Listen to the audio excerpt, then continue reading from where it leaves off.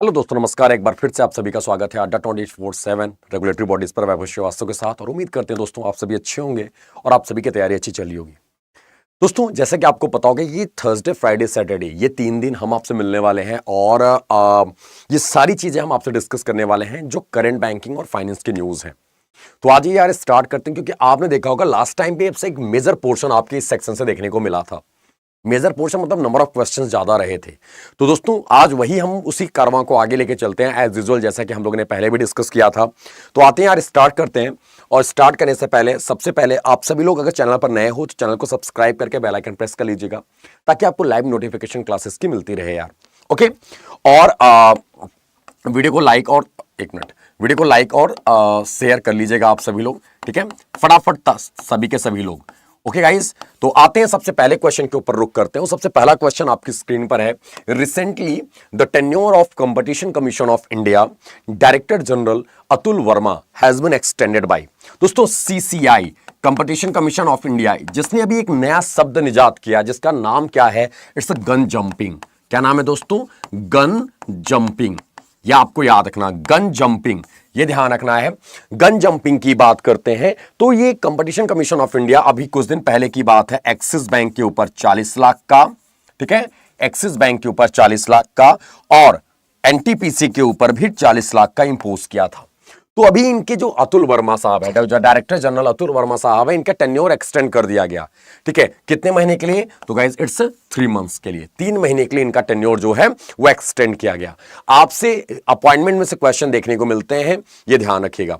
अगला पॉइंट आपके स्क्रीन पर, guys Jaya Verma Sinha is the first women appointed to the post of the chairperson and chief executive officer of the. Jaya Verma को किसका अभी appoint किया गया? तो रेलवे बोर्ड का। दोस्तों आपको लग रहा होगा कि सर ये फाइनेंशियल न्यूज तो थोड़ा सा गैस, बट आपको अपॉइंटमेंट वाले पोर्शन जो है, अपॉइंटमेंट वाले सेक्शन जो है, वो आपको कवर करना है, कैटर करना है। तो हमें जो इंपॉर्टेंट लग रहा है वो हम आपको यहां पे कैटर करा रहे हैं। तो आपको याद है, it's option D, railway board. Railway board के चेयरपर्सन और एक सीईओ, चीफ एग्जीक्यूटिव ऑफिसर के तौर पर जया वर्मा को अपॉइंट किया गया।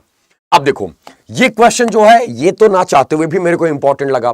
ये बैंक और फाइनेंशियल न्यूज से थोड़ा सा परे है, बट फिर भी आपके लिए इंपॉर्टेंट है। और वो आपके लिए क्वेश्चन क्या है? वो क्वेश्चन है दोस्तों, आर रवि कन्नन। क्या नाम है?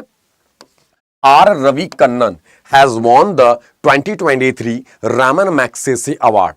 आर रवि कन्नन, इनको रैमन मैग्सेसे अवार्ड। अब देखो दोस्तों, याद रखिएगा, रैमन मैग्सेसे, जिसको रैमोन मैग्सेसे पढ़ते हैं, क्या पढ़ते हैं? Ramon Magsaysay award. अगर इसकी बात करते हैं दोस्तों, ये अवार्ड दिया जाता है फिलीपींस गवर्नमेंट के द्वारा। किसके द्वारा? फिलीपींस गवर्नमेंट के द्वारा। और गाइस ये एक चीज और याद रखना है, फिलीपींस के पहले फर्स्ट प्रेसिडेंट हुआ करते थे, उनके ऑनर में ये सम्मान दिया जाता है। ठीक है, उन्हीं के सम्मान में दिया जाता है रैमन मैग्सेसे अवार्ड। और दोस्तों ये किस लिए दिया गया? तो आपको याद था, रिवॉल्यूशनाइजिंग कैंसर ट्रीटमेंट इन असम। ठीक है, रिवॉल्यूशनाइजिंग कैंसर ट्रीटमेंट इन असम, यानी कि सोशल सर्विस में, सोशल सर्विस के क्षेत्र में रवि कन्नन को रैमोन मैग्सेसे 2023 अवार्ड से सम्मानित किया गया। ठीक है, आप यहां पे देख सकते हो इनका सारा कुछ। ठीक है, अगला पॉइंट अब देखो, अब ये आ गया एक्चुअल आपके बैंकिंग और फाइनेंशियल न्यूज। गाइज आपके जो क्वेश्चन बनते हैं, लास्ट टाइम आप क्वेश्चन को पॉइंट आउट करके देखना, या प्रीवियस ईयर क्वेश्चन हम आपसे डिस्कस कराएंगे, उसमें आप देखना, उसमें जो क्वेश्चन था दोस्तों, उसमें आपके स्टेटमेंट बेस्ड क्वेश्चन देखने को मिलेंगे। और इस क्वेश्चन को हम लोग क्या बोलते हैं? Statement based question. ऐसे क्वेश्चंस को हम लोग क्या बोलते हैं? Statement based question. आपका which of the following statement is are correct, इसमें पूछा हुआ इनमें से कौन सा स्टेटमेंट आपका करेक्ट है। पहला पॉइंट है, investments made by mutual funds in commercial papers issued by non bank financial companies reached beyond 1 lakh crore. Exactly 1 lakh crore से ऊपर हो गया है एनबीएफसी का कॉमर्शियल पेपर में म्यूचुअल फंड निवेश में। ठीक है, this has happened for the first time in July 2023 in August 2019। अगस्त 2019 से, ठीक है, जुलाई 2023 तक की बात हो रही है। Mutual funds investment in commercial papers of NBFCs accounted for 5.5% of their total debt investment as of the July end. जुलाई एंड में 5.5% टोटल डेट का एनबीएफसी यानी अकाउंट किया है इन्होंने किसमें investment, mutual fund investment in commercial paper, यानी commercial paper में जो म्यूचुअल फंड इन्वेस्टमेंट हुआ है। ठीक है, अब देखो आपसे अगर क्वेश्चन कोई ये कहता है कि क्या, ठीक है मेरी बात ध्यान सुनना, क्या म्यूचुअल फंड में मनी मार्केट किसमें निवेश करते हैं, क्या मनी मार्केट म्यूचुअल फंड में निवेश करते हैं, मनी मार्केट के टूल्स। तो अगर आपसे पूछे कोई हां या ना, ओनली यस और नो में जवाब देना है, तो आपको बोलना है यस, जी हां, मनी मार्केट निवेश करता है म्यूचुअल फंड्स में भी। ये ध्यान रखना आप लोगों ने, ये अपडेट रखना आप सभी के सभी लोग, ठीक है। लेकिन थोड़ा अटपटा, हम लोग बिल्कुल अपडेट करते हैं, बिल्कुल अलग पढ़ते हैं कि मनी मार्केट को रेगुलेट आरबीआई करता है, कैपिटल मार्केट को रेगुलेट सेबी करता है, और कैपिटल मार्केट के अंदर ही म्यूचुअल फंड आते हैं। बात सही है, बट यहां पर आपका कॉमर्शियल पेपर्स किसका टूल्स है, मनी मार्केट का टूल्स है। ये निवेश किसमें कर रहा है, कहां पर, तो गाइज आपको पता होगा म्यूचुअल फंड्स में, उसी की बात कही जा रही है। और इसका स्टेटमेंट कौन सा कथन सत्य है, तो 1, 2 एंड 3 ऑल और करेक्ट आंसर यहां पर होगा। अब दोस्तों कॉमर्शियल पेपर्स की बात करते हैं, अगर हम लोग, कॉमर्शियल पेपर 1990 में इंट्रोड्यूस कराया गया था इंडिया में, 1990 में इंट्रोड्यूस कराया गया था। और कॉमर्शियल पेपर कौन इशू कर सकता है, तो कॉमर्शियल पेपर को इशू कर सकता है कॉर्पोरेट्स और कंपनीज, कॉर्पोरेट्स और कंपनीज इसको इशू कर सकती हैं कॉमर्शियल पेपर्स को, यह ध्यान रखना है। कॉर्पोरेट्स और कंपनीज इशू कर सकती हैं कॉमर्शियल पेपर्स को। कॉमर्शियल पेपर 1990 में इशू किया गया था फर्स्ट टाइम। दोस्तों ये क्या होता है, ये अनसिक्योर्ड होता है, ये क्या होगा, ये अनसिक्योर्ड है, ये ध्यान रखना, ये असुरक्षित है, अनसिक्योर्ड टूल्स है मनी मार्केट का। और इसका मैक्सिमम ड्यूरेशन जो होता है कॉमर्शियल पेपर का गाइज, वो होता है आपका 1 ईयर। ठीक है, यहां पर ये चीजें याद रखना है आप सभी को कॉमर्शियल पेपर से रिलेटेड। अगला point, Which of the following has recently received the certificate of registration from the RBI to start NBFC business? देखो हमने आपको कितनी बार अपडेट कर रखा है, सर्टिफिकेट ऑफ रजिस्ट्रेशन की बात करते हैं। आप लोगों ने, बहुत सारे लोग ऐसे होंगे जो जिन्होंने एनबीएफसी में जॉब किया है, देन उसके बाद बैंक में जॉब कर रहे होंगे, ठीक है, अच्छा खासा एक्सपीरियंस भी होगा उनके रिगार्डिंग। तो आपको बता दें सर्टिफिकेट ऑफ रजिस्ट्रेशन आप लोगों ने ट्रेनिंग में पढ़ा जरूर होगा इस चीज को। सर्टिफिकेट ऑफ रजिस्ट्रेशन की बात करते हैं, COR, ठीक है, इसकी बात करें तो ये किस एक्ट के अंतर्गत मेंशन होता है, तो सर्टिफिकेट ऑफ रजिस्ट्रेशन मेंशन होता है गाइस, आपको याद रखना है, वो है आरबीआई एक्ट 1934 सेक्शन 45 IKA के अंदर, इसके अंतर्गत रजिस्टर्ड होता है, सर्टिफिकेट ऑफ रजिस्ट्रेशन मिलता है किसी भी एनबीएफसी को। तो स्टार्ट एनबीएफसी बिजनेस, आरबीआई से सर्टिफिकेट ऑफ रजिस्ट्रेशन लेके एनबीएफसी बिजनेस स्टार्ट कर दिया। वो कौन है, बजाज ऑटो कंज्यूमर फाइनेंस, जो टू व्हीलर, ऐसे आते हैं जो कि टू व्हीलर और 4 व्हीलर, ठीक है, 2 व्हीलर 3 व्हीलर और 4 व्हीलर को क्या करेगा, फाइनेंस करेगा ये, ठीक है, इसका यही काम है बस और कुछ नहीं, ठीक है। इसको अनाउंस कर दिया, इसको एनबीएफसी का टैग मिल गया। तो देखो यहां लिखा हुआ है 2, 3 एंड लाइट 4 व्हीलर व्हीकल्स, ठीक है। Next point, public sector bank alliance, ध्यान सुनिएगा, बहुत अच्छे से अपडेट करते चलिएगा। Public sector bank alliance PSB, no sorry, माफ कीजिएगा, पब्लिक सेक्टर नहीं होगा, माफ कीजिएगा, इट्स पीएसबी अलायंस, सॉरी, ठीक है। PSB alliance private limited plans to expand coverage of its door step banking services from current 100 to कितना सेंटर्स नेक्स्ट ईयर। तो गाइज इसको आप कट कर दो, इसका कोई मतलब नहीं है, ये गलत आ गया इसका हिंदी, ठीक है। पीएसबी अलायंस प्राइवेट लिमिटेड ने प्लान किया है एक्सपेंड करने के लिए coverage of its door step banking service, door step banking service from current 100 से लेके कितना। डोर स्टेप बैंकिंग में क्या होगा, आपका अकाउंट ओपनिंग होता है, ठीक है, आपका चेक कलेक्शन होता है, ये सभी क्या होते हैं, ये आपके ठीक है, ये आपके क्या होते हैं, ये डोर स्टेप बैंकिंग में है। आपको बैंकिंग टर्म्स यानी कि आपको मतलब कुछ सर्विसेज लेना है, सपोज दैट अपना आप केवाईसी अपडेट कराना है, ये सारी चीजें डोर स्टेप बैंकिंग। तो 100 से बढ़ा के कितने 6800 door step banking centres open करेगा अगले वर्ष तक। कौन, पीएसबी अलायंस प्राइवेट लिमिटेड। ये क्या कर रहा है, प्लान कर रहा है अपना एक्सपैंड करने के लिए, ठीक है, डीएसबी बैंक के साथ मिलकर। अगला point, who has been rated the A++ category. Guys ये क्वेश्चन आप सभी के लिए इंपॉर्टेंट है, ध्यान से सुनिएगा। Who has been rated the A++ category in the global finance central bank report card 2023। दोस्तों global finance central bank report card 2023 में किसे A++ श्रेणी का दर्जा दिया गया, जूलियो वेलार्डे, एड्रियन ओर, आमिर यारून, शक्तिकांता दास, रॉबर्ट कॉम्पोस। तो गाइज A++ की रेटिंग किसको दी गई है? शक्तिकांत दास साहब को। किसको? आरबीआई के गवर्नर। आरबीआई के गवर्नर यानी कि शक्तिकांत दास साहब, ये आपको याद रखना, ये आरबीआई के कितने नंबर के गवर्नर हैं? गाइज इट्स 25th नंबर के गवर्नर, 25वें नंबर के गवर्नर है दोस्तों आरबीआई के शक्तिकांत दास साहब। गाइज एक चीज और, एक आपको याद रखना है, इनको अभी क्या गवर्नर ऑफ द ईयर का भी टैग दिया गया। अभी आप देख लेना यहां पर, RBI governor Shaktikanta Das has been rated the A+ category in the global finance central bank report card. ठीक है, और 2 अदर हैं। देखा एक चीज और, इनके अलावा टॉप 3 की अगर हम बात करते हैं, टॉप 3 की बात करें तो नंबर 1 पे इंडिया है, नंबर 2 पे कौन है दोस्तों? Thomas J Jordan. कहां से है? स्विट्जरलैंड से। एंड गुएन थी होंग, ये कहां से है? वियतनाम से है। ये इनके साथ A++ की कैटेगरी में ये 2 लोग और थे, यानी कि टॉप 3 की अगर बात करें तो ये आपके सामने रहे हैं। ठीक है, अगला पॉइंट आपके स्क्रीन पर दोस्तों, आप सब लोग जानते होंगे, इनफैक्ट आप सभी को पता होगा, बहुत सारे लोग इसमें कंफ्यूज भी होंगे। दरअसल ये सत्य यानी कि ट्रू स्टेटमेंट क्या है?